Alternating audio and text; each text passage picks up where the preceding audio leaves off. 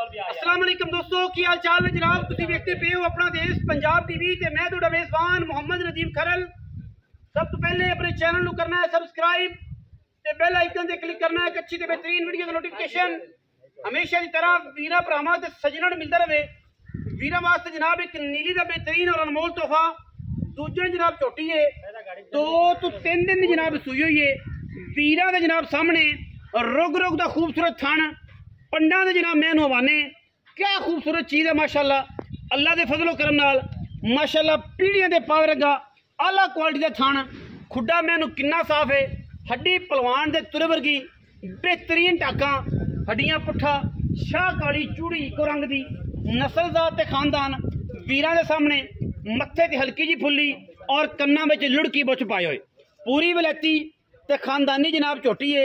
दूजन पिछे की कट्टी कट्टा जी पिछे कट्टा 2 तो 3 दिन जनाब माई सुई है और माशाल्लाह क्या खूबसूरत चीज़ है जी। बाकी लेने देने मुकद्दर ने अल्लाह के खास फजलो करम नाल वीरां वास्ते जनाब अनमोल तोहफे अनमोल चीज़ां हमेशा अपना देश पंजाब टीवी वीरां नूं विखांदा है।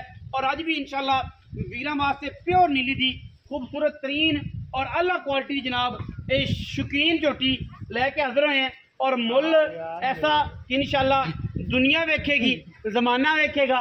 बाकी अनेर चढ़ पे असी अनेरे वीडियो मुकम्मल करांगे। पिछे कट्टा है 2 तो 3 दिन की जनाब झोटी सूई हुई है। खुल के 4 दिन हो गए 4 दिन हो गए। पूछल का सिट्टा चिट्टा तो मत्थे ते हल्की जी फुल्ली। बाकी किसी किस्म का कोई ऐब नहीं माशाल्लाह। टोर फेर के सुथरी करके सुची करके जानवर देना है और इंशाल्लाह मझ नूं टोर दो जी। पिछे जनाब कट्टी है कट्टा है जी। पहला तो की हाल चाल सेहत भी ठीक है। अनेर दे विच वीडियो है तो आप शार्ट जी वीडियो बनानी है लम्मी गल कोई नहीं। कदों सूई है भाई?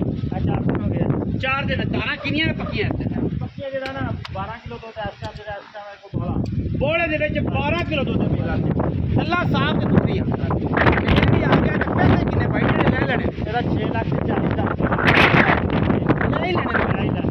6,40,000 रुपये ते मैं तुसीं वेख लिया नेर दे वीडियो बनी अगर थोड़ा सा ना कर मेरी अम्मा वापस है समझते हैं भाई। अल्लाह का कहना है कि अगर हफ्ते 10 दिन बाद 16-17 किलो दूध ना करे असं ताबेदार बैठे हैं। और मैं जी क्या बात है बड़ी बरीक है। 6,40,000 रुपया कैमरे की निगाह से पिछे जनाब कट्टा फुल अंधेरे मशीना चल पई जनाब निकल रहे हैं।